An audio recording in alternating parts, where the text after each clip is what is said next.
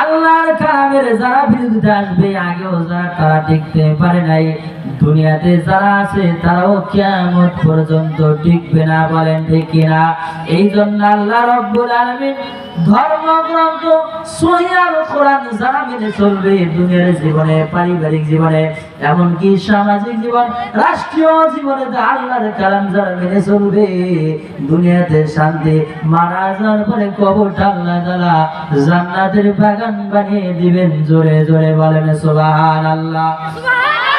মুসলমান ভাইরা আমার,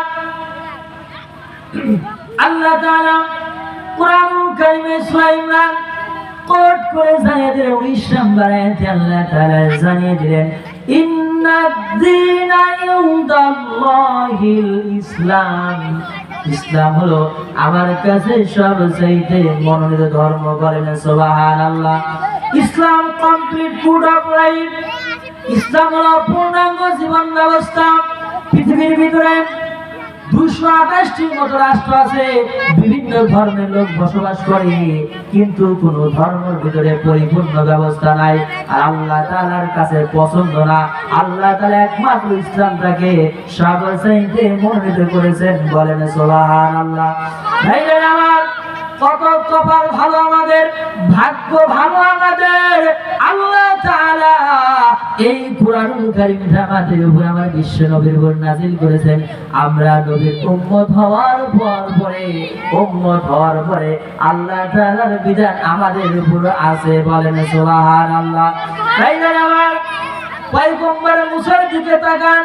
মুসা পয়গম্বর দুনিয়া থেকে চলে গেছে, তার মধ্যে তার লাঠি ছিল, তার বুঝে কিতাব ছিল, সেই কিতাবের মধ্যে যার নাই। হযরতে দাউদ পয়গম্বর চলে গেছে, জাবুর কিতাবের মধ্যে চলে গেছে। ঈসা পয়গম্বর নাই, তার ইনজিল কিতাবের মধ্যে যার চলে না। 1500 বছর আগে বিশ্ব নবী সরদারে দো আলম নবী মুহাম্মদুর রাসূলুল্লাহ সাল্লাল্লাহু আলাইহি ওয়াসাল্লাম বিদায় হয়ে চলে গেল। আল্লাহ তাআলার কুদরতি কালাম আমার নবীর মুজিজা শুধু 1500 বছর নয়, কিয়ামত পর্যন্ত থাকবে। বলেন ঠিক কিনা? আমার ভাইরা, কোরআনুল কারীম পরিবর্তন করার কেউ নাই, কেউ আজ পর্যন্ত করতে পারে নাই, করতে কিয়ামত পর্যন্ত পারবে না। আল্লাহ তাআলা কোরআনুল কারীমের সূরা বাকারার প্রথমেই জানিয়ে দিলেন, যালিকাল কিতাবু লা রাইবা ফীহি হুদাল লিল মুত্তাকিন। জোরে বলেন আল্লাহু আকবার। ভাইরা আমার, এমন একটা গ্রন্থ আল্লাহ তাআলা নাযিল করেছেন যার কোনো পরিবর্তন হয় না, কম বেশি যারা চলে না। বান্দারে, কোরআন যখন তুমি মেনে চলবা, তোমার উপর আল্লাহ পাকের সাকিনা, আল্লাহ পাকের রহমত তোমার উপর বর্ষণ হবে। বলেন সুবহানাল্লাহ। দেখবেন, যে সমস্ত বাড়িতে কোরআনের তেলাওয়াত হয়, কোরআন পড়া হয়, ওই বাড়িতে কি গোলমাল আছে? বাবাজি বলেন, গোলমাল আছে? পরিবারটা কত সুন্দর। আর যে বাড়িতে কোরআনের আলোচনা নাই, কোরআনের তালিম নাই, কোরআন পড়া হয় না, দেখবেন নতুন নতুন বেড়া বিয়ে করাইছে, বেটা ঘুম দানোর 8টায়, বউ বিয়ে বাস, বউ ডবল, বউরে 8:30, এরকম হয় কি হয় না?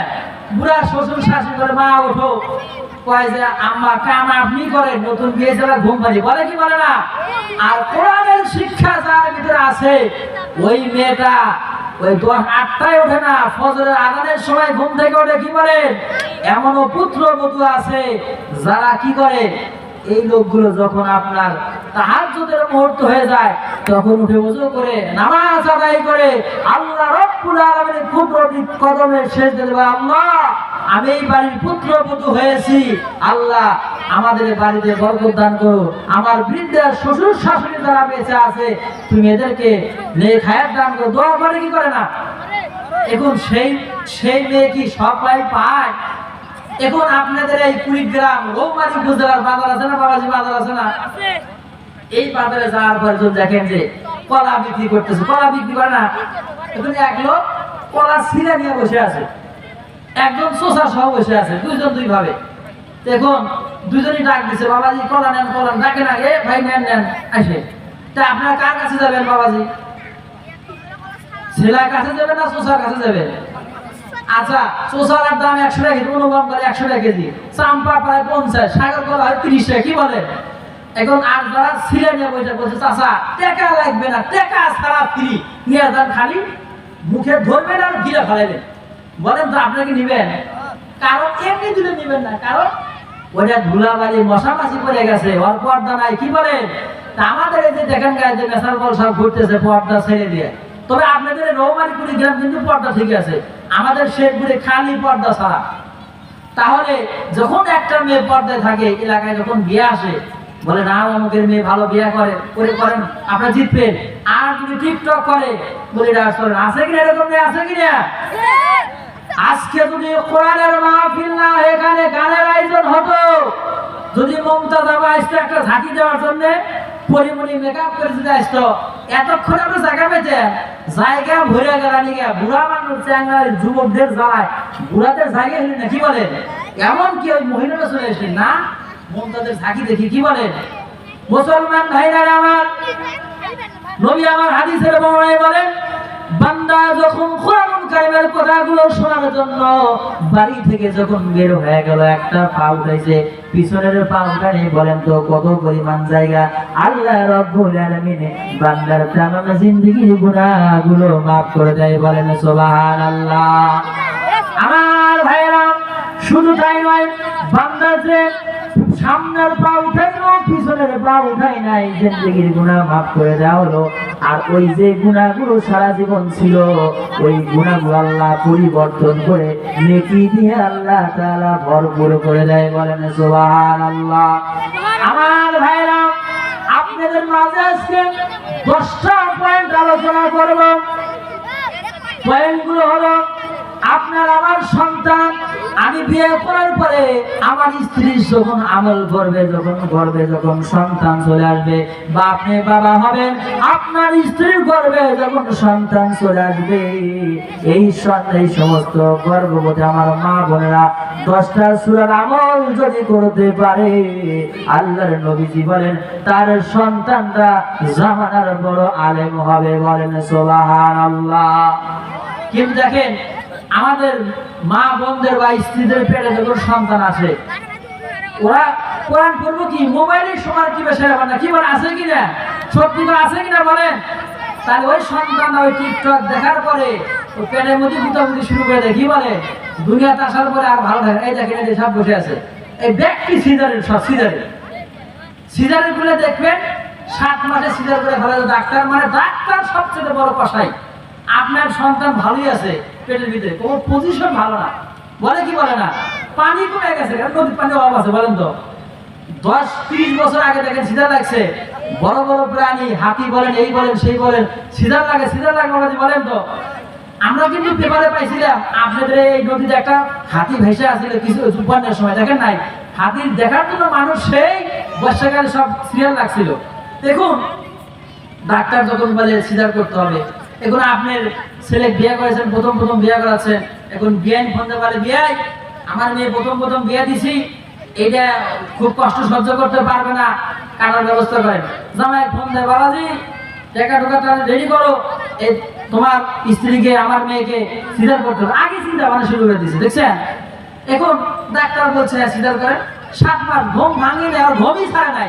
ডাক্তার সিজার করার পরে এই ফ্যান ধরে এরকম করে ঝাঁকি মারে, বুঝছে এসে ওঠে, একবার ভেবে ওঠে, বুঝলেন? আর তখন ঘুম ছেড়ে দেয়, ঘুম ছাড়ি নাই। এই জন্য দুনিয়াতে আসার পরে খালি চেঁচায়। আমাকে একজন বলছে, হুজুর আমার এই যে বাচ্চা খালি কান্দে, একটু দোয়া করে দেন তো, ফু দেন। তো আমি সূরা ফাতিহা পড়ে ফু দিলাম, আরো বেশি কান্দে। ইয়াসিন পড়লাম, আরো বেশি কান্দে। তা কোরআন শরীফ পড়ে ফু দি, কাজ হচ্ছে, ব্যাপার কি? তো কয়েকদিন পর দেখা হয়েছে, হুজুর কাম হলো না। কিসে কাম হয়েছে? বলে মোবাইল কিনে দিচ্ছে, খালি গান শোনার কাম হয়ে গেছে, দেখছেন? তার মানে পেটের ভিতর যদি গান শোনাইছে, কি বলেন ভাই? জানে আমার মা পরে তোমরা খেয়াল করো, তোমাদের পেটটা হলো একটা শস্য ক্ষেত্র, এই জায়গায় যদি ভালো একটা বীজ বপন করতে পারো, আল্লাহর কসম করে বলে যায়, ও কুড়িগ্রামবাসীর ভাইরা, তোমাদের গর্ভে যে সন্তান আসবে, আল্লাহ রাব্বুল আলামিন দুনিয়ার কুতুব হিসেবে, আলেম হিসেবে কবুল করবে, বলেন সুবহানাল্লাহ। এমনকি সন্তানটা দুনিয়ার জমিনে আসার পরে বাবা মায়ের সাথে খারাপ আচরণ করবে না, পাড়া প্রতিবেশীর সাথে খারাপ আচরণ করবে না, সবচেয়ে ভালো হবে এবং ইসলামী অনুযায়ী সে চলাফেরা করবে ভাইরা আমার। কিন্তু কোরআনের শিক্ষা, রাসূলের হাদিস শিক্ষা না থাকার কারণে দেখবেন সন্তান প্রায় হচ্ছে কি হয় না, এই সন্তানগুলো পিতা মাতার অবাধ্য হয়ে যায়, ইসলামের পক্ষে আসে না, আরো বিরোধিতা করে, কি করে না। এমনকি সন্তানটার যখন বয়স হয়ে যায়, আপনি সুন্দর একটা মেয়ে দেখে বিয়ে করাইয়া দিলেন, বিয়ে করানোর পরে ওই সন্তানটা আপনার কথা শোনে না, নতুন বউ পাওয়ার পরে বইয়ের দিকে চলে যায়, আপনার কথা শোনে না, এরকম আছে কিনা? আমার মা বোনেরা খেয়াল করো না, মা বোনদের জন্য কিছু ওয়াজ করা দরকার, কারণ তারাই ছিল গত 16টি বছরের সরকার, বলেন ঠিক কিনা? আছে কিনা? এরাই 16টা বছর জাইলা বুড়ে সারখার করতে পারে, কি কিনা অস্থির করে ফেলাইলো। এখন ঈদের সময় দেখবেন মার্কেটের ভিতরে পুরুষ মানুষ ঢুকতেই পারে না, মেয়েদের গুটার মনে আমরা পড়ে যাই, আছে কিনা? কুড়িগ্রাম আছে, আছে আছে, রোমারি আছে, ছেলে মানুষ আর ঢুকতে পারে না। এখন আপনার স্বামী একটা সুন্দর একটা কাপড় কিনে নিল, দামি কাপড়, সুন্দরের দাম একবারে সেই দামি কাপড়, কই একটা কাপড় হলো তোমার তৈরি ভালো না, বলে কি বলে না? আর ওরা মার্কেটে যাওয়ার পরে দেখবেন ওই দোকানের ভাবি বসে আসে, তে ডাক শুনেই পাগল, ভাবি সেই বিদিশা একটা পুরান কাপড় ফেলছে, ভাবি দেখতে হ্যাঁ কাপড় তো সেই কাপড়, ভাবি খুব খুশি, বাড়ি টানার পরে ধুয়ে দেওয়ার পর রং গেছে জ্বলে যাওয়ার পরে স্বামী দেখবো এই জন্য আর ওই শুকাইতে দিচ্ছে না, স্বামী যখন বাড়িতে নাই তখন কাপড়টা শুকাইতে দিল, শুকাইতে দেওয়ার পরে বলছে অমুকের মাল, নইমের মাল, তুমি তো কাপড় পরো না, কর না পরে পরবো, তার মানে পরলে পেন খাবে, কি বলেন? কাপড় কাছে চলে আর কেমনে পরবো? ভাই আমার মা বোনেরা খেয়াল করো, সন্তান যখন গর্ভে আসবে, আল্লাহর নবীজি বলেন সন্তান গর্ভে আসার প্রথম মাসে যদি তুমি আল্লাহর কালাম থেকে 2 না 3 নাম্বার সূরা ইমরান যদি তেলাওয়াত করতে পারো, তওয়াব যদি আমল করতে পারো, আল্লাহর নবীজি বলেন তোমার সন্তান সবচাইতে দামি আর মেধাবী হবে, বলেন সুবহানাল্লাহ। সূরা ইমরান আমাদের একজন নবীর পিতার নাম, এবং মরিয়ম আলাইহিস সালাতু ওয়াস সালামের বাবার নাম ইমরান, খুব গুরুত্বপূর্ণ। এই যে এখন বসে আছে, এর নাম ইমরান, দেখছেন ইমরান জায়গা জায়গা আছে, কি বলে ভাইরা আমার?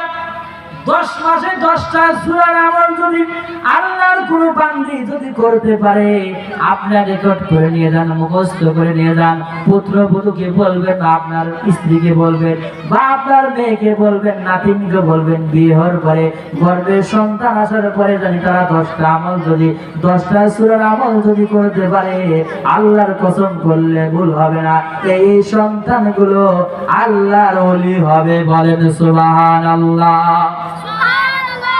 কিন্তু আল্লাহর বান্দীরা গর্ভে সন্তান আসার পরে নামাজের খবর নাই, কোরআন তেলাওয়াতের কোনো খবর তাদের ভিতরে নাই, এই জন্য সন্তানগুলো আসার পরে টিকটকের দিকে চলে যায়, কি যায় না? ভাইরা আমার 2 নাম্বার সূরা হলো আল্লাহর নবীজি বলেন সন্তান যখন গর্ভে চলে আসবে, সূরা ইউসুফ, সূরা কোরআন শরীফের 12 নাম্বার সূরা, কয় নাম্বার সূরা? 12 নাম্বার সূরা যদি আমল করতে পারে, তেলাওয়াত করতে হবে, অর্থ করতে হবে, মানে বুঝে যদি জিন্দেগিতে আমল করতে পারে, নবী আমার বলে তার সন্তান পয়গম্বর ইউসুফ আলাইহিস সালাতু ওয়াস সালামের মতো সবচেয়ে সুন্দর চেহারা দিয়ে আল্লাহ তাআলা জমিনে দিয়ে দিবেন, বলেন সুবহানাল্লাহ। এখানে একটা পয়েন্ট আছে, আসলে আলোচনা তো এইভাবে অল্প টাইমে করা যায়, বলেন করা যায়, এই আলোচনা করতে প্রায় 2-3 ঘন্টা লেগে যাবে। এখন বলেন আমাদের দেশে যে সন্তানগুলো হয়, মা বাবা সুন্দর, ছেলে কালো হয় কি হয় না? মা বাবা একবারে কালো কুৎসিত, ছেলে সুন্দর হয় কি হয় না বাবাজি? মা বাবা খাটো, সন্তান উঁচা হয় কি হয় না? তাও একই মা বাবার গর্ভে থেকে কেউ হলো সুন্দর, কেউ হলো কালো, কেউ খাটো, কেউ ফর্সা, কেউ মোটা। কারণ কি জানবেন কিনা আপনারা?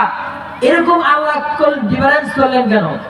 2 নাম্বার পয়েন্ট হলো, বলেন তো আমাদের শেখপুর অঞ্চলে খালি মেয়েদের বাচ্চা হয়, মেয়েদের পুরুষের পেটের সন্তান হয় না বাচ্চা, আপনাদের কুইগ্রাম আছে যে ভাই একজন পুরুষের পেটের সন্তান আছে, আজ শুনছেন কোনদিন? পাইছেন আপনারা? আচ্ছা, তাহলে আল্লাহ কেন এই মহিলাদের পেটে বাচ্চা দিচ্ছেন, সন্তান ধারণ ক্ষমতা দেয়? দুই একটা হয়তো অসুখের জন্য হয় আলাদা, কিন্তু অধিকাংশ মেয়েদের বাচ্চা হয়, তাই না? কিন্তু বলেন তো কোন পুরুষের বাচ্চা হয়েছে শুনছেন আপনারা? আচ্ছা, আল্লাহ তাহলে পুরুষের পেটে কেন বাচ্চা দিল না জানবেন আপনারা? জানবেন? তাহলে মেয়েদের পেটে আল্লাহ বাচ্চা দিচ্ছে, হ্যাঁ, কিন্তু পুরুষের দিলেন না কেন? মারাত্মক কথা না, বলেন তো?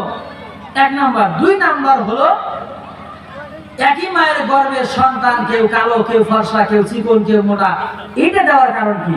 তিন নাম্বার হলো কেউ হচ্ছে মহিলা, কেউ হচ্ছে পুরুষ, তার মাঝে এরকম এরকম করে বাজার আছে কিনা, আছে কিনা, টাকা না দিলে জোর করে আছে কিনা, তাহলে কি বলেন আপনারা? বাজারে টাকা জোর করে এরকম এরকম কি বলেন? ভিজা বলেন না? আচ্ছা, তাহলে কেউ হলো পুরুষ, কেউ মহিলা, কি মায়ের গর্ভে, কেউ হচ্ছে হিজড়া, কারণ কি? তাহলে এই তিনটা পয়েন্ট আলোচনা করতে গেলে প্রায় 3 থেকে 4.5 ঘন্টা, তাহলে সে ফিনিশিং আসবে, কি বলেন? এজন্য আলোচনা করতে গেলে মানুষ জানি কিছু জানে, কি বলেন, তথ্যমূল কিছু আলোচনা করতে হয়। আচ্ছা বলেন তো, আপনারা এই কুড়িগ্রামে এই যা বয়স আপনাদের হয়েছে, এই তিনটা আলোচনা কি কোনো সময় শুনছিলেন? কেউ শুনছিলেন যে হুজুর এইটা তো কোনোদিন শুনি নাই, মেয়েদের পেটে গর্ভে বাচ্চা এটা দেখি জানি, কিন্তু পুরুষের পেটে বাচ্চা হয় না, কেন আল্লাহ দিলেন না? শুনছিলেন কোন সময়? খুব নতুন নতুন আলোচনা মনে হচ্ছে, কি বলেন ভাই? আমার আলোচনার দিকে যাওয়ার সময় নাই। 3 নাম্বার আমল হলো আল্লাহর কোন বান্দা বান্দি যখন গর্ভে সন্তান চলে আসবে, কোরআনুল কারীমের 31 নাম্বার সূরা সূরা লোকমান, আল্লাহর বান্দা বান্দি যখন সূরা লোকমানের তেলাওয়াত করবে, আল্লাহর নবীজি বলেন তার সন্তানের সব চাইতে মাথার ব্রেন ভালো হবে, বলেন সুবহানাল্লাহ। ভাইরা আমার, সকল নবীর নাম আল্লাহ কোরআনে দেয় নাই। অত লোকমান হাকিম একজন জ্ঞানী ব্যক্তি, চেহারা সুন্দর ছিল না, তাফসীরের ভিতরে কাসিরের ভিতরে বর্ণনায় পাওয়া যায় অত্যন্ত পেটে ছিলেন, খাটো ছিলেন, কানগুলো ছিল এরকম করে মোছানো অবস্থা, চোখটা ছিল 1.5 বেড়ার মতো, একটা চোখে বেশি দেখে, এরকম এরকম লোক আছে কিনা? অথচ আল্লাহ তাআলা তার জ্ঞান, তার কাজগুলো আমার মালিকের দরবারে এত পছন্দনীয় হয়েছে যে আল্লাহ তাআলা লোকমান হাকিমের কথা কোরআনুল কারীমের ভিতরে কোট করে দিয়েছে, বলেন সুবহানাল্লাহ।